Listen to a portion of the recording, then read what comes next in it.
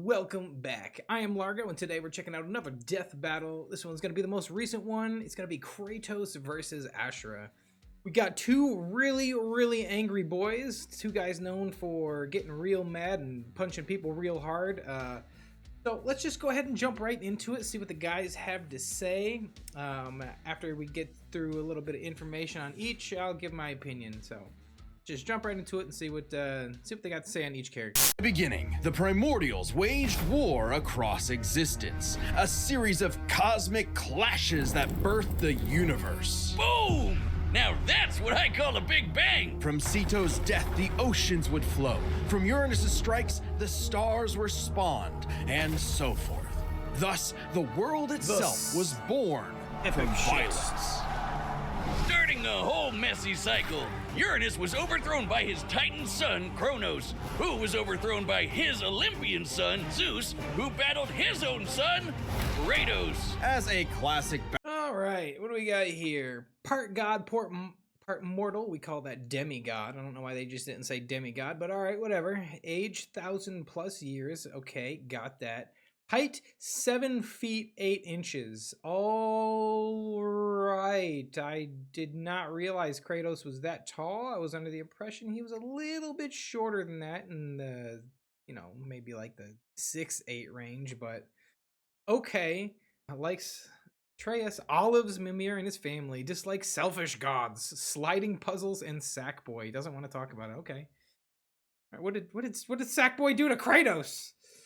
child of Zeus, Kratos was left among Spartan mortals, far exceeding all among him. He became a fierce warrior, winning many a battle, until finally cornered by ruthless barbarians. Ares, destroy these guys who are kicking my ass, and my life is yours. Yes. The deal was made, and Kratos with that Greek tan of his before he got a little ashy.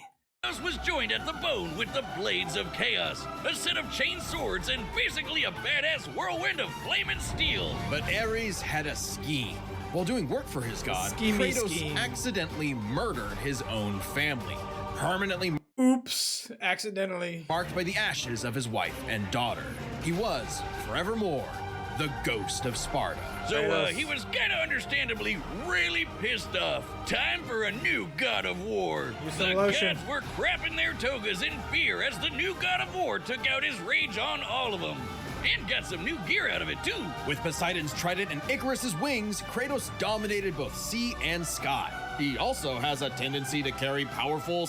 Okay, so this is where I believe, personally, I believe a lot of Kratos' effectiveness lies right here with his weapons. I mean, look at what he's got. He's got the Blades of Chaos, the Blade of Olympus, Eyes of Atlantis, the Gauntlet of Zeus, the Golden Fleece, all kinds of stuff, right? Even like the Head of Medusa, Icarus Wings, Spear of Destiny, Sun Shield, Titan's Bane, all kinds of stuff. And then he's got stuff from the Norse mythology, the Leviathan Axe, Draupnir Spear, and of course his Spartan Rage.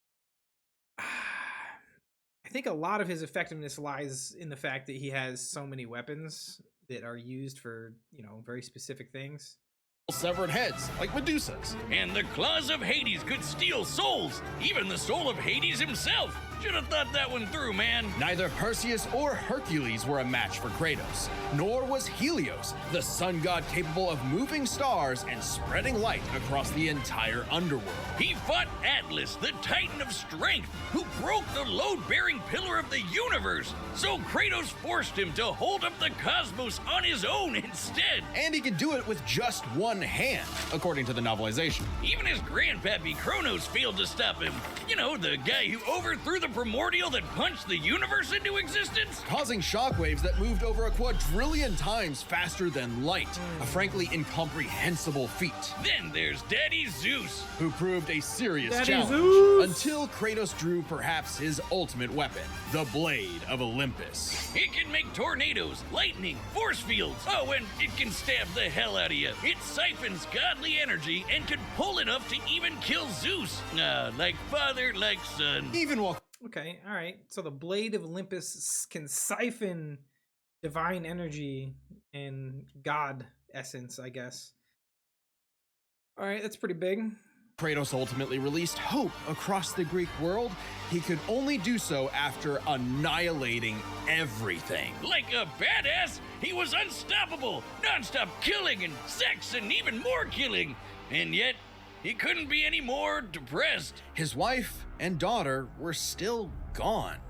What was he to do? He didn't know. He wandered aimlessly for years, somehow stumbling into Norse mythology where he met Faye, his second wife. Good start, buddy. Kratos had a new lease on life, but he could not escape his past mistakes. There's a reason he hid his swords in a dingy basement. Even so, Faye insisted he could do better. So he became a dad to a new boy. Easily the toughest task he ever undertook, especially after Faye unfortunately died of a mysterious illness. Damn it, not again! Not again! Hey, it wasn't Kratos. All my wives just keep dying.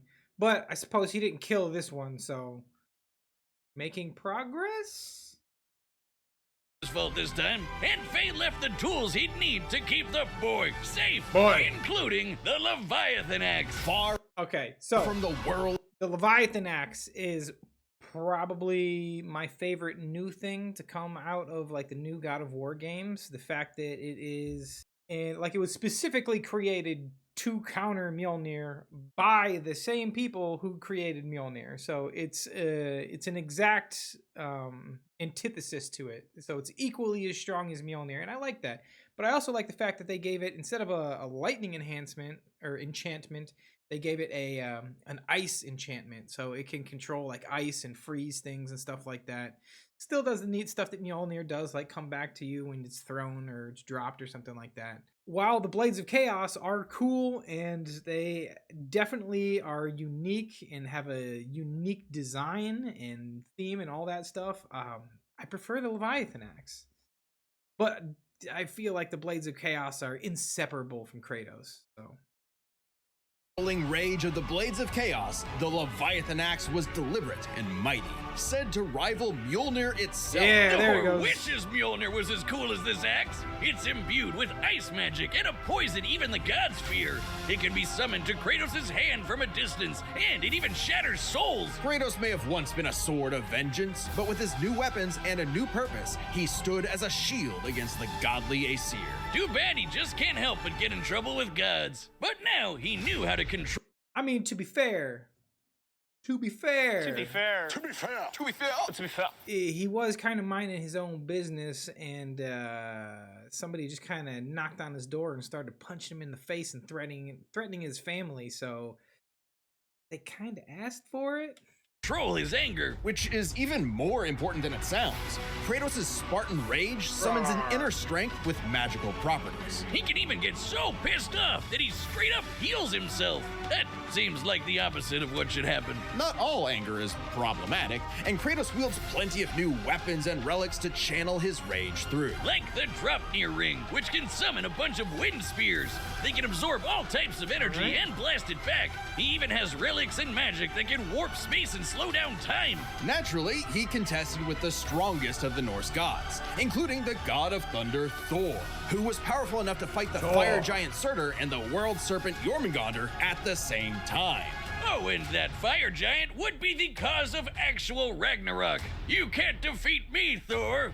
I know, but he can. Well, not exactly. Freyr, the rain god, held off Ragnarok for a considerable time on his own, and the sheer power of Ragnarok shook Yggdrasil down to its very roots. That's the World Tree, which is like a literal tree that connects the whole universe. According to Freya, the tree's very existence supports... All right, yeah, it's. I just feel like it's the way they depict it in God of War is like a scaled down version. Supports all of creation among its boughs. Every strand transcending time, transcending space. Everything comes back to the tree. So it's kind of like Kratos lives in a really, really, really big treehouse. In his quest to free the Norse world, Kratos reclaimed old weapons by reckoning with his past sins, even taking up the Blade of Olympus once again. Even better, he actually got to be a decent dad. And now the boy is a man and also a bear. Kratos made a lifetime of mistakes. He became a man, but also a bear. Some kind of man bear. this future would be different. He'd be more than he was in the past. Not just a god of war, but a leader, a father, and a defender. A god of hope. All right, that was the breakdown for Kratos. Kratos got some impressive showings and everything like that. All right, let's go ahead and check out Asura from Asura's Wrath. I haven't actually played Asura's Wrath, but I have watched the entire game cutscene type deal. There's like a super cut of everything in it and all the fights and everything like that. So I'm familiar with what he's capable of, at least in the game. So, but let's see the breakdown. See what we can learn about this guy. Long ago, a demigod fell from the heavens. Another only to demigod. rise from the depths of Naraka after 12,000 years. After 12,000 years, he's free to punch everything dumb enough to get in his way. He was the demigod of wrath, Asura. Alongside 7 other demigod generals, Asura served as defender of humanity against the impure Goma, dark spirit monsters infesting the world. And the demigods battled the Goma by wielding a mystic energy formed from human prayer, mantra. By advancing technology with mantra, the Guardian Generals became essentially hyper-powerful mystic cyborgs. They could each harness mantra through a different emotional affinity. For August, it was greed. For Yasha, it was melancholy. I'll give you one Yeah, harnessing that emotional spectrum, are we?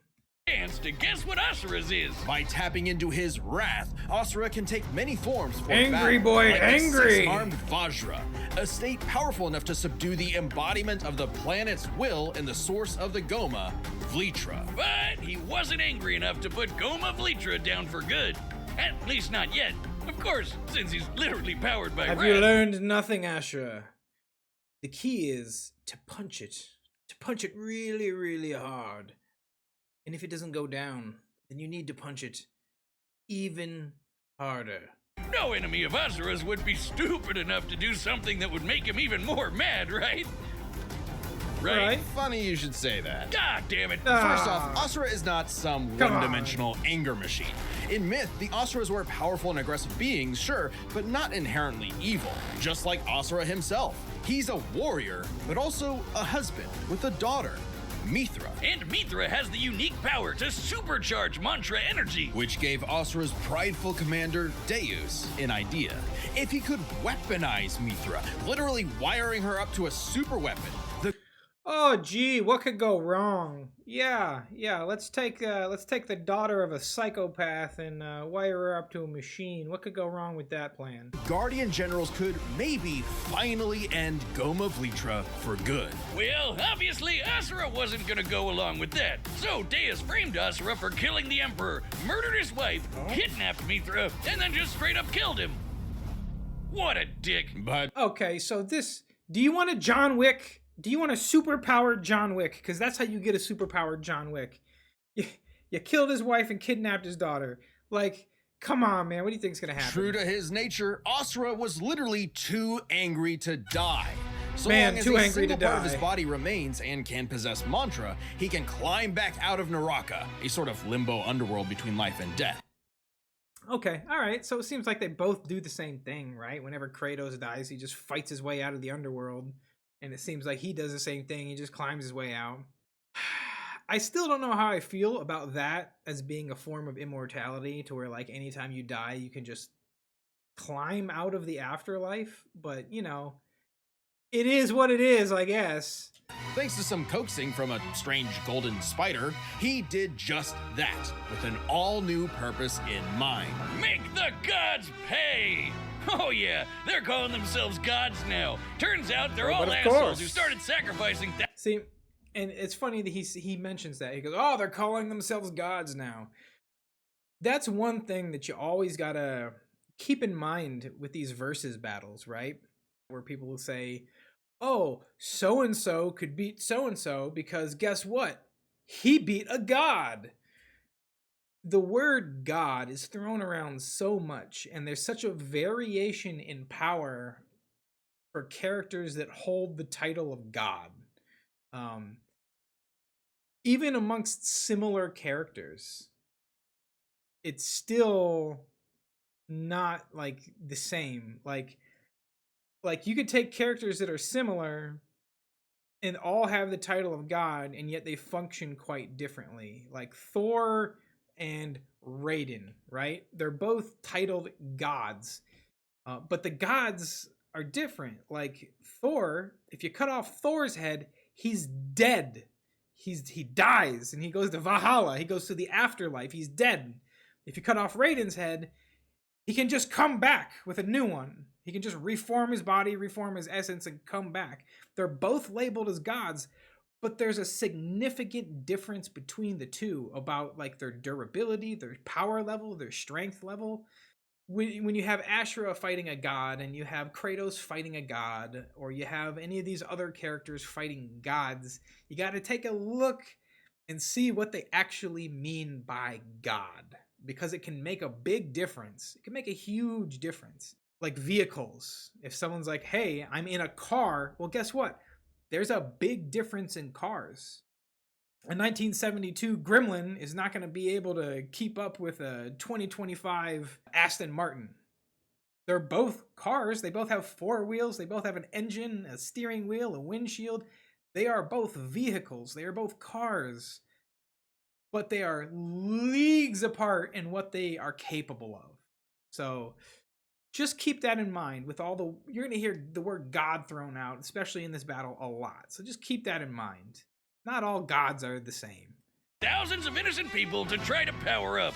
So Asura got really pissed off. And through his rage, Asura's power exploded, rising enough to throw giants like ragdolls, shatter whole moons, and destroy a fellow deity, Wyzen. Who could dwarf the planet and wreck it with just a finger.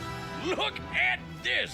Asura is so powerful, his soul cannot be manipulated by the Goma or the deities. He can propel himself with mantra to fly, harden his fists to break steel, fire explosive energy blasts. And headbutt. His soul is so powerful, it cannot be manipulated. All right, we'll see if that comes into play, because they just got finished telling me that Kratos has weapons that can not only rip the soul out of people, but can also drain them, so... Are the soul-ripping, soul-draining weapons strong enough to fight the man whose soul cannot be altered or captured or contained or whatever? You so hard you wish you could die even faster! The dude literally stockpiles anger into a burst of energy that can one-shot even the toughest of foes. And when he goes unlimited mode, he can rapid-fire those super attacks without overheating. Asura's vengeance quest wasn't all shouting and explosions, though. I mean, it was a lot of that, but he also tried to protect people from the gods, including a girl. That's like saying Dragon Ball is not just a bunch of shouting. Well, it's not a bunch of shouting, but it's mostly a bunch of shouting. Who very much reminded him of his own daughter. Yeah, Asura's the kind of guy who wants to be a great dad, but all he knows how to do is punch anything that upsets his kid. Like that one dad that knocks out a ref at a Little League game. And then the gods killed that girl too. What? Along with her whole village, sparking Asura to unleash his berserker aura. You know how the gods were sacrificing thousands of people? I'm starting to see a pattern here. The primary mistake with most of these deities is, can we just stop killing the families of the super pissed off guys, right?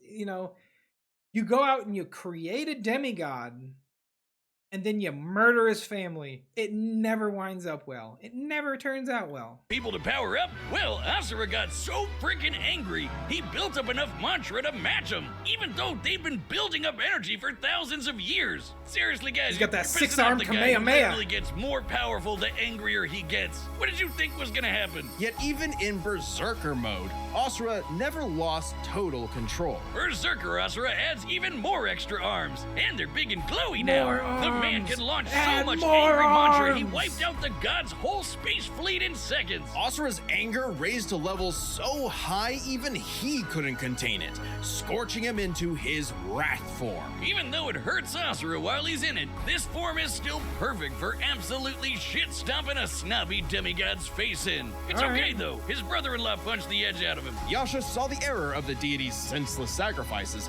and teamed up with Asura for a coup against Deus. Awesome! They're bros again. Bros. Just in time for Asura to hit his former boss with so much mantra that he burst. Then dive into the planet's core to obtain power equal to 1,000 arms. His mantra form, finally, a power capable of killing Mitra in a big planet-busting blast. Deus was defeated, and Gaia was saved. Yet, Asura's wrath hadn't been quelled. Title drop.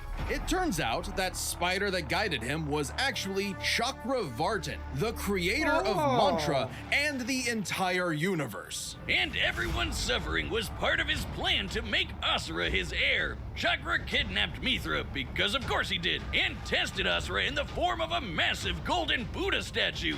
Check out the size of it. That thing can literally hold a galaxy in its palm. Naturally, Asura and the statue threw hands. Enter the Mantra reactor. Naturally, they threw hands, of course. 7 trillion souls, Asura instead used it as a vessel for a far greater power. His own He stuck that shit right in his chest like a Tony Stark arc reactor. It's even got the little colored gems, right? Imagine if Tony Stark built an arc reactor using the Infinity Stones. And it just plopped that into his chest. Unlimited power!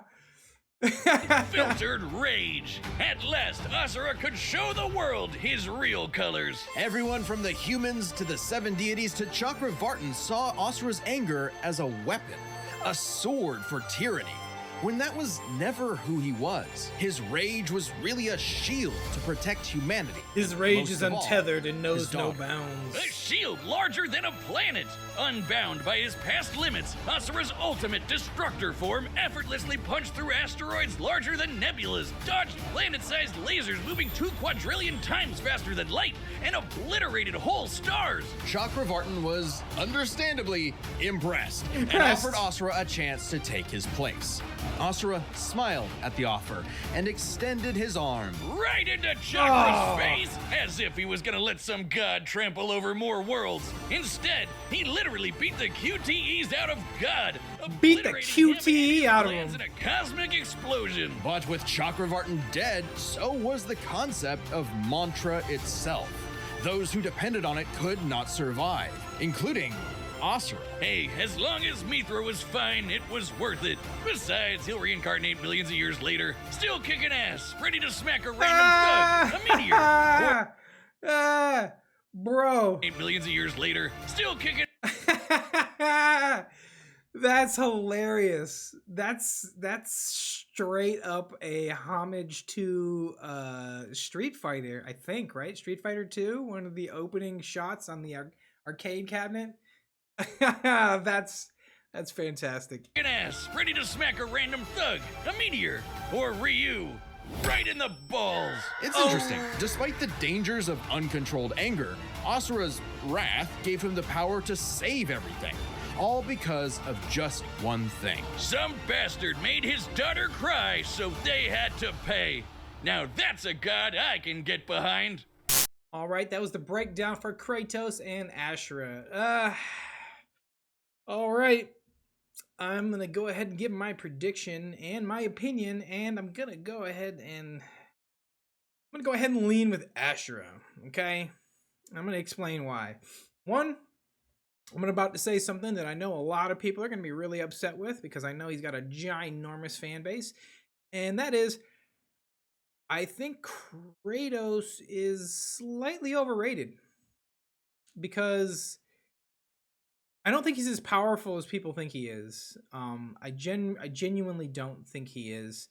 I think a lot of his ability to do what he does comes from the fact that he just has a boatload of gear that he gets from all over the place. Like, he gets it from other gods, he has it made for him, he finds it laying around, just all kinds of crazy gear. Without his gear, he's basically not capable of doing any of the things that he did, right? Like, if he didn't have his weapons, how far could Kratos make it through his own Greek pantheon? Not far at all. Not far at all. And like, yeah, we see him, pummel a couple of them with his fists, but that's after he uses his weapons to beat them down, or they get weakened by some other outside force that's not Kratos himself. So I think a lot of his ability to kill deities comes from the fact that he's incredibly well armed. Asura, on the other hand, is also incredibly well armed, just in an entirely different way. He just has multiple arms. He's just like, hey, I got 2 arms, I got 4 arms, I got 6, 8, 12, whatever. I got 100 arms if I need them. Okay, they can be regular size, they can be monstrous size, just arms all day. But the thing with his arms are those are an inherent part of him and his abilities. But yeah, and like I was saying earlier, with gods as well, yeah, Kratos' claim to fame is he's a god killer, but I don't think that the gods in the God of War games are frankly that strong. I don't. They're strong in their own world, they're strong in their own pantheon, stuff like that. But compare them to other gods from other sources, and they're really, really weak. Odin from Marvel Comics could solo every single god from all the pantheons in God of War. I stand by that. Like, they're nothing compared to like what Odin can do by himself in Marvel Comics. But anyways, yeah, I don't know. I think that Asura has the limitless stamina, the limitless power, the limitless rage to just kind of win the war of attrition. But like I said, almost all of Kratos' power and ability to kill gods lies in his arsenal. So if they are able to remove or drain Asura's soul, Kratos can probably win. But aside from that, I don't see any way that Kratos should take the fight. That's his one out, and I wonder if that's what they're going to do. But I think I'm going to go with Asura on this one. I think man too angry to die will win. So, Papa Kratos, the God of War.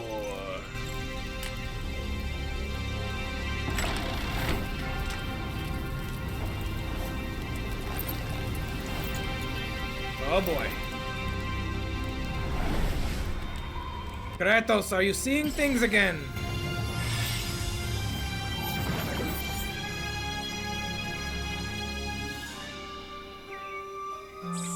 So are we back in Greece?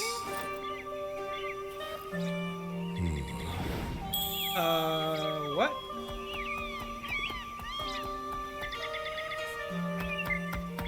Just Kratos just kills these guys off screen instantly. The God of War is on Gaia, but not for long. You do not want this fight. You say you don't want this smoke? Run!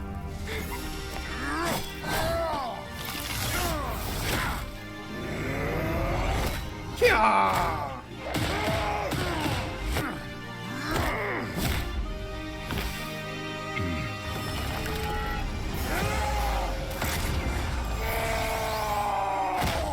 Boom! Fist to the face! Oh, he's getting blitzed. Oh, he's turning on Spartan Rage already. Seems a little early for that. Oof! 6 arms. Oh! Oh, Asura got that speed.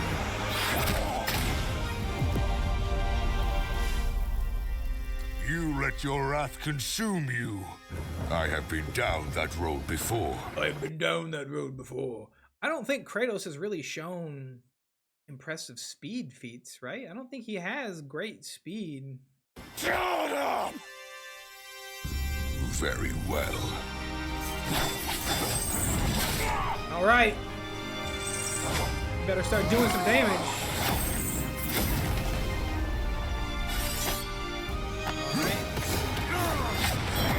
He's on the offense now. Okay. All the arms! Fire all the arms!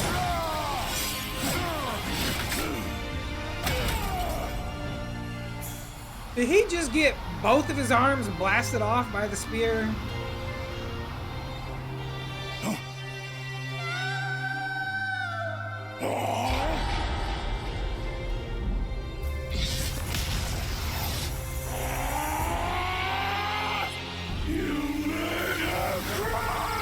You made her cry! Okay, they went somewhere else.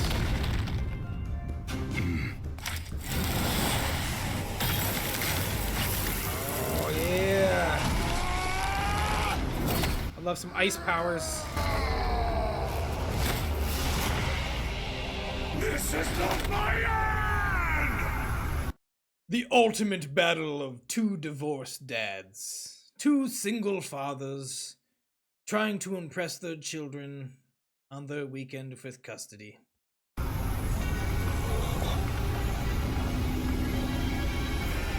Asura the Destructor.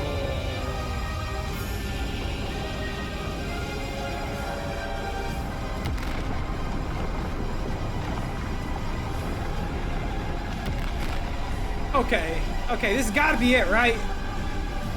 What is Kratos gonna do against this? No.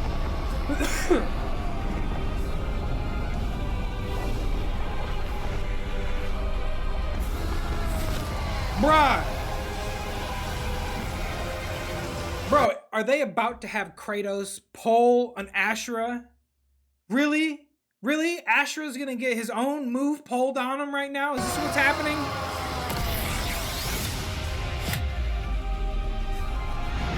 It's the same thing! Death has not earned me yet, Titan! He just Uno reverse card it.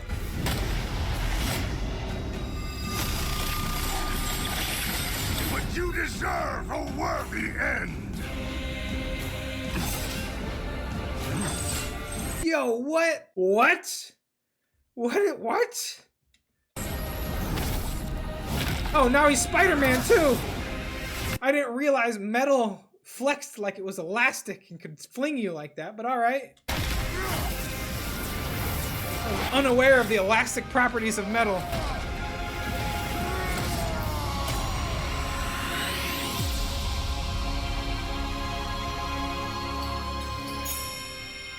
And then homeboy just took a blade of Olympus to the forehead. Damn, are they seriously about to give this to Kratos? Yeah, he got no arms and a sword in his chest. You are a monster no longer. I never was. Homie, why you calling him a monster? You guys are like the same guy. You guys are both the same single parent father dealing with anger issues and killing gods. Like you guys should be drinking buddies, if anything, right?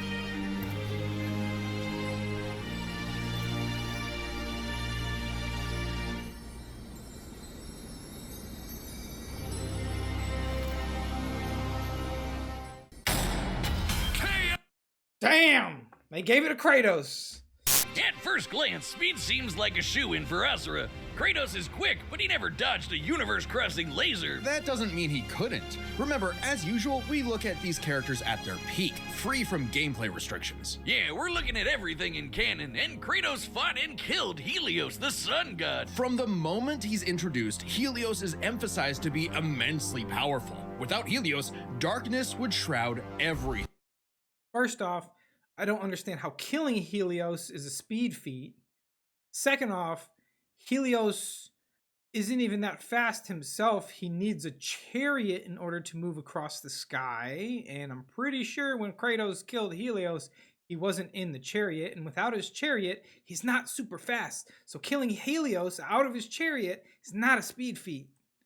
His light was fast enough to illuminate the entire underworld while Kratos sailed through it, taking a few hours at most. So, kinda hard to quantify, but that's consistent with the shockwaves the primordials caused that spawned the universe. Arguments could be made for which is faster, the primordial shockwaves or Chakravartin's intergalactic lasers. Since it's so close, it's safest to assume their speeds are generally even. Nonsense. I call absolute fucking nonsense on that. In no world is Kratos as fast as Asura. I'm sorry. I'm gonna have to flat out disagree with Death Battle on that. But what does speed matter if you don't know how to use it? Let's cover experience. Asura lived across centuries, obviously a lot longer than Kratos. And while Kratos eventually learned to control his rage, Asura pretty much always had that control. So Asura easily takes experience. But when it comes to versatility, he couldn't match all the weapons and abilities Kratos had. Sure, Asura's quite skilled and a monster. Okay, see, yeah. Versatility I will give to Kratos because I would say 90% of Kratos' effectiveness and ability to kill gods comes not necessarily from him, but from his weapons. I would even argue if you were to take, let's say, Hercules, even from within the God of War mythos, from the God of War lore, from the God of War universe, you took that Hercules, since he's a demigod, also a son of Zeus, and gave him all the same weapons that Kratos had, Hercules could kill all those gods too. Absolutely. There's no reason he couldn't. Fighting style mostly relies on one thing. A whole lot of punching. Punchy, punchy, Kratos' punchy, weapons, punchy, punch. magic, runes, relics, and even his rage gave him far more options in combat. Slowing down time, I agree. healing injuries, and most importantly, multiple weapons that could drain a variety of energies. Like mantra. Yeah, when Asura loses all his mantra energy, that's it for him. So the Dropnir spears and the Blade of Olympus gave Kratos exactly what he needed. Versatility. And Okay, I'll agree. He definitely gets the W for versatility. And it's apparently they are assuming that the weapons can drain Asura's power. So multiple ways to finish this for good before Asura just comes crawling back out of the underworld. If he could, Asura's resurrections take years or whole centuries, days at best. But all this assumes Kratos could match Asura's crazy strength. All roads lead to power, which should go to Asura, right? Power. Look at what he can do. If this came down to who made the bigger kaboom, he'd kick Kratos' ass in 2 seconds. But a closer examination of their feats reveals the truth. At his peak, Asura overpowered Chakravartin, annihilating that cosmic golden god. By measuring the dimensions of Chakravartin's body and scaling it up to match the size of this galaxy-eclipsing statue, we can determine its volume. Add in the density of gold, for good measure assuming the form is solid throughout, and its mass far exceeds not just our galaxy, but our entire observable universe. Destroying that big golden god would need energy on par with obliterating our universe 91,000 times. Extremely impressive and unfathomable. However, I don't like these calculations. When they're doing calculations like these where they're taking something so abstract, like the size and mass of the Chakravartin statue, like there's no possible way we could ever calculate that. Like that is random guessing at best. And none of, like, the way they say it, like, oh, you could destroy, that's enough energy to destroy the entire universe 90,000 times. First off, neither character has ever displayed the level of power to even destroy the entire universe one time, let alone 90,000 times, okay? Neither of them displayed a level of power where they went, boom, oh, everything in existence is gone. Oops, my bad. No. Neither character has displayed even remotely a fraction of that power. A fraction of that kind of power. Neither character has displayed that. So I don't really like these things where they're like, yeah, they had to have had enough power to destroy the universe 1 billion times.